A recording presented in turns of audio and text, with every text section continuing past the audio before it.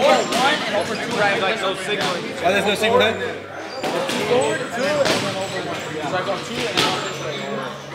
I'm going to go two square.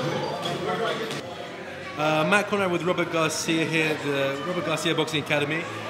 First of all, Robert, thanks for giving us some time. How you doing? It's been a busy week. Great, man. Been doing great. Had some big fights in the last few weeks. Took some time, took a week off.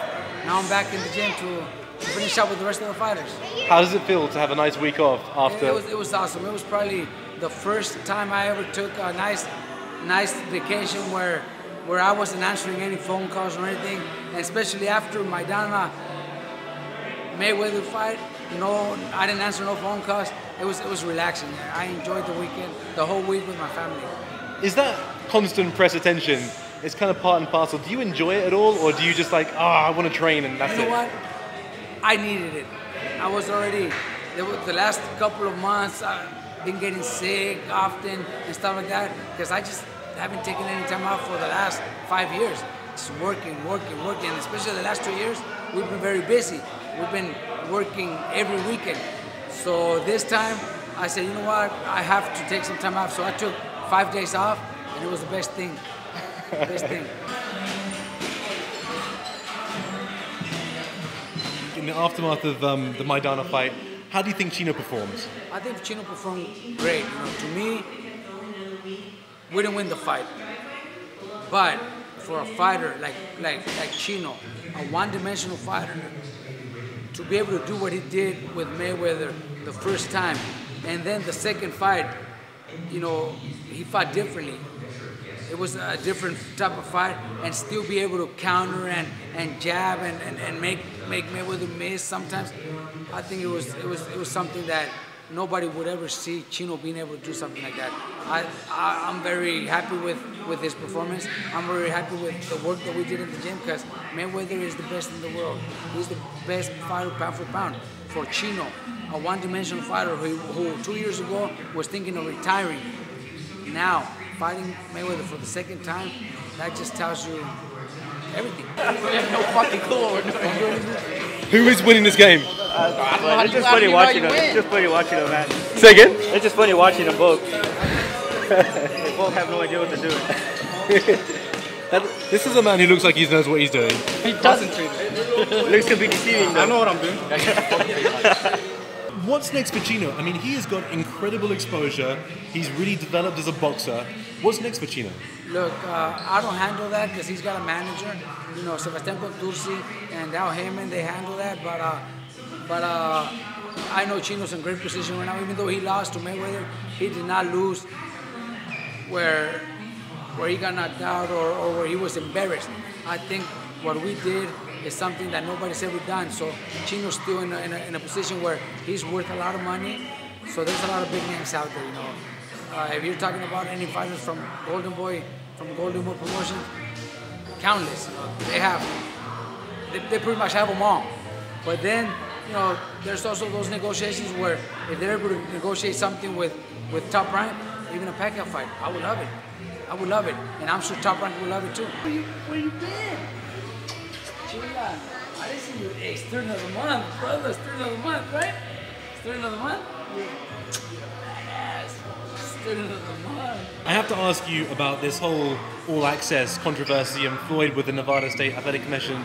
When shows like All Access come in the gym, it seems like you were pretty down-to-earth gym and pretty regular, and there's no like flamboyant creativity for the cameras. How do you feel about Floyd's claim that everything that happened in All Access for him is fake and staged? Look, Floyd is Floyd, and he's the only fighter in this world that could do stuff like that. He's the only one that could get away with anything. You know, he pretty much calls the shots. He pretty much controls the whole boxing world. You know. Is that bad for boxing? Well, not that it's bad. You know, it looks bad. It looks bad, but everybody's still paying for their tickets. They're still ordering the fight on pay-per-view. So I'm not saying it's bad for boxing, but it does give boxing a few bad reputations, especially if commissions are allowing that and they don't do much about it. You know, there's, you know, throughout the United States, there's there's the laws where amateur fighters cannot spar professional fighters, and then rounds going 30-some minutes. That's bad, but it's Mayweather. We gotta know. If it was here in my gym, I'd probably already be penalized and suspended for a while. But Mayweather gets away with it. Mayweather gets away with it. He overrules the commission. He overrules the sanctioning fees. The WBC, the WBA, the Nevada Commission, the judge. He pretty much calls the shots. Does that damage boxing's reputation? I mean, no one really likes to speak truth to power in these situations because they don't want to risk getting exposed. But does sometimes enough have to be enough? It should be, but like I said, how much money? Mayweather's the one that generates so much money. He generates millions twice a year to Las Vegas. So if the Nevada Commission suspends him or gives him or penalizes him really bad, then if he doesn't fight in Vegas, then twice a year Nevada is going to be screwed because he generates millions and millions every time he fights. There's hundreds of thousands of people that show up to Vegas just to be there the week of the fight, and that's millions of dollars. So you also got to understand that. I understand it. That's why I say props and respect to Mayweather for being the only athlete in the world to be able to do something like this. He gets away with it. Back to Marco. Tell me about your relationship with him personally, and how you would talk to him versus how you would talk to a Brandon. Look, Marco is a very dedicated fighter that when he came to me, we first became friends. That's one thing I like to have with my fighters. We become good friends. But with Marco, he's already so focused and prepared for what we're supposed to do, the kind of training we're gonna do. Everything I tell him to do, he does. So I don't really have to push him that hard or force him to do something because he's already doing what I'm telling him to do. With Brandon, it's a different story. With Brandon, we're more he's like my little brother. So with him, it's more sometimes I have to get mad at him or he'll do something on purpose to get me mad. Oh no, today I don't want to do this.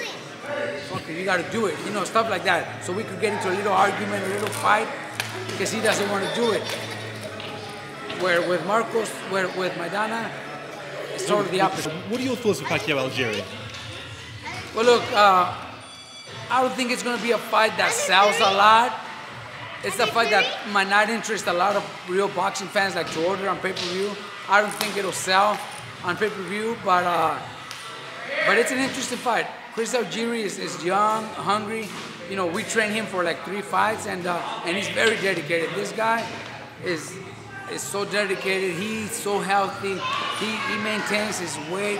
So those are advantages. He could take those advantages. Plus, he's got 3 or 4 inches of reach advantage, height advantage, and reach advantage.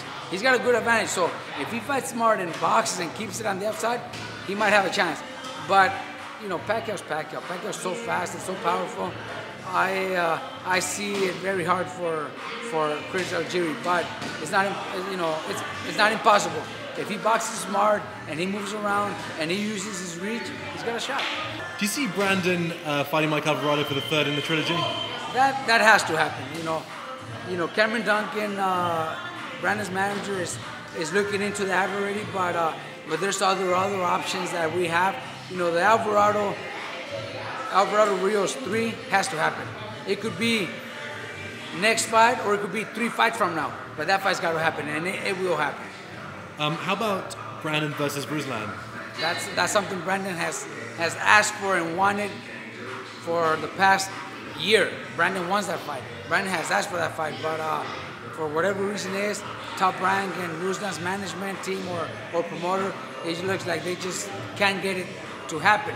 HBO, maybe the money, I don't know what it is. But Brandon wants that fight, and I know Ruslan wants that fight too. It seems like HBO, Golden Boy, things are starting to be a little bit more amicable now.